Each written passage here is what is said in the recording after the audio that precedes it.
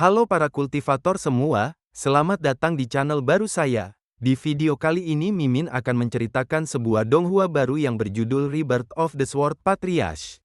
Oke, tanpa basa-basi lagi mari kita lanjut ke ceritanya. Kirimkan aku gadis tercantik di Qinglongwu. Geisha, apa yang dimiliki Lao Su adalah uang.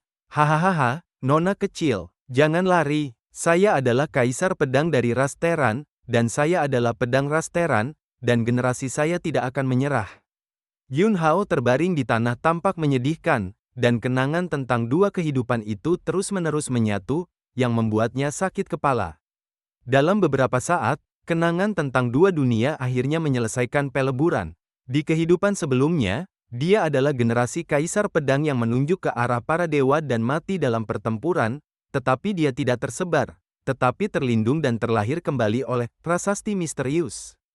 Dalam kehidupan ini, karena dia tidak bisa berlatih seni bela diri sejak dia masih kecil, dia menyerah pada dirinya sendiri dan menjadi pria yang penuh nafsu. Tadi malam, karena dia memerintahkan lusinan wanita cantik untuk menemaninya di Qinglou, dia meninggal secara tak terduga, jadi ingatannya terbangun. Apakah karena itu aku dilahirkan kembali? Yun Hao melihat Dantian ke dalam, melihat prasasti yang mengambang di tengah, dan hatinya penuh dengan emosi. Monumen hitam, ini diukir dengan prasasti emas yang beresonansi dengan Dao Agung, dan di atasnya juga tertulis 5 karakter besar dari resep penciptaan Taichu. Saat Yun Hao melihat 5 kata besar ini, jiwanya bergetar, dan daging serta darahnya bahkan lebih berlari kencang tak terkendali.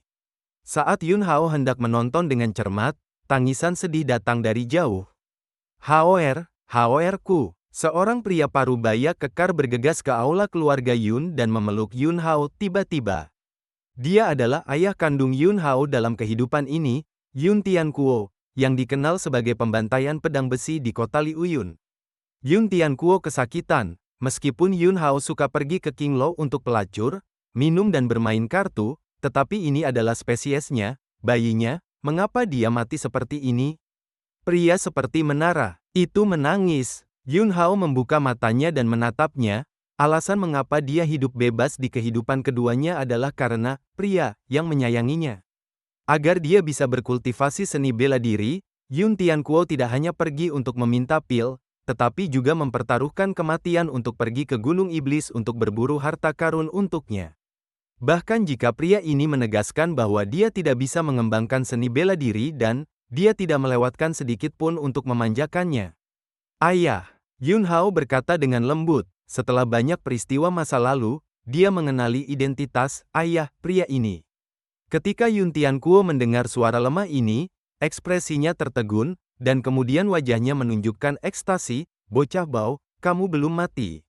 Senang hidup, senang hidup. Pembantaian pedang besi, yang tidak mengungkapkan emosi hanya akan mengulangi kata-kata ini dengan penuh semangat. Yun Hao lemah, ayah. Ketuk. Aku hampir kehabisan napas.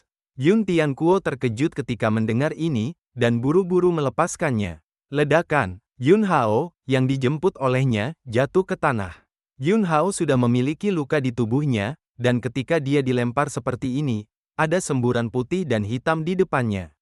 Ayo, kirim tuan muda kembali ke kamar untuk beristirahat. Awan lebar dan mendesak. Pada saat ini, sejumlah besar orang masuk keluar, dan sekelompok orang ini terkejut ketika mereka melihat bahwa Yun Hao masih hidup. Tapi setelah tertegun sejenak, salah satu dari mereka adalah yang pertama berbicara. Tuan Pavilion Yun Hao berutang 18.000 tael perak di rumah judi kami tadi malam, ini adalah IOU, yang mengatakan untuk melunasinya dalam 3 hari, dan setelah 3 hari, jika Anda tidak melunasinya, Anda akan dikenakan bunga 10% setiap hari. Master Pavilion Awan, Ling Lang mengambil sejumlah besar pil dari toko pil kami kemarin, mendistribusikan banyak pembudidaya longgar, dan menandatangani IOU, total 23.000 tael perak. Master Pavilion Awan, Yun Hao menyelenggarakan perjamuan di kedai kami kemarin, membunuh 2 binatang iblis, memesan sejumlah besar makanan lezat dan anggur roh, dan juga menandatangani IOU, tidak banyak, lebih dari 8.000 tael perak, bisakah Anda menyelesaikannya sekarang? Master Pavilion Awan, Bustar tua Qinglou bersembunyi di belakang, Tuan Muda Yun memesan 10 gadis di tempat kami tadi malam. Semuanya baru saja tiba, dan Yun Gonsi juga menandatangani IOU untuk semalam, tidak banyak, hanya 1.500 tael perak. Setiap orang yang datang mengumpulkan hutang satu persatu. Wajah Yun Tiankuo pucat. Tuan Paviliun Awan dikenal sebagai pembantaian pedang besi, dan dia adalah pahlawan kota Liu Yun, jadi dia seharusnya tidak mengakuinya, kan? IOU yang ditandatangani dan ditarik oleh Yun Hao semuanya ada di sini. Jika Master Paviliun Yun tidak memberikannya, kita harus pergi ke rumah tuan kota dan membiarkan rumah tuan kota menegakkan keadilan. Kerumunan berbicara langsung tentang ancaman itu. Yun Hao mengerutkan kening, dia melihat bahwa sidik jari di IOU ditekan olehnya. Tetapi setelah dia mabuk kemarin, dia tidak mengingat hal-hal lainnya sama sekali. Pria keluarga Yun kami meludahkan paku dalam satu suap, dan hutang pasti akan dilunasi, segera keluar dariku. Yun Tiankuo menancapkan pedang berat di tangannya ke tanah dan berteriak. Kata-kata Master Paviliun Awan, tentu saja kita bisa mempercayai mereka, maka kita akan kembali dalam 3 hari. Semua orang tidak berani memaksa, pembantaian pedang besi, dengan tergesa-gesa, dan setelah mendapatkan janji, Ziku pergi. Tunggu Yun Hao dikirim kembali ke kamar. Yun Tiankuo menutup pintu dan memarahi, anakmu bisa berjudi dan bermain lebar, dan kamu berani memesan 10 gadis di Qinglo, bagaimana kamu bisa menjelaskan kepada Fei Yu? Ling Fei Yu adalah tunangan Yun Hao, di masa lalu, keluarga Ling mengalami bencana, dan dia adalah satu-satunya yang selamat. Yun Tian mengingat cinta lama dan kontrak pernikahan, dan membesarkannya sebagai orang dewasa.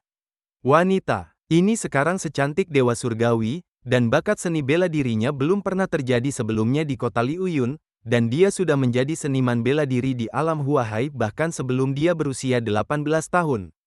Selama bertahun-tahun, semua akademi dan sekte seni bela diri telah mengundangnya untuk berlatih.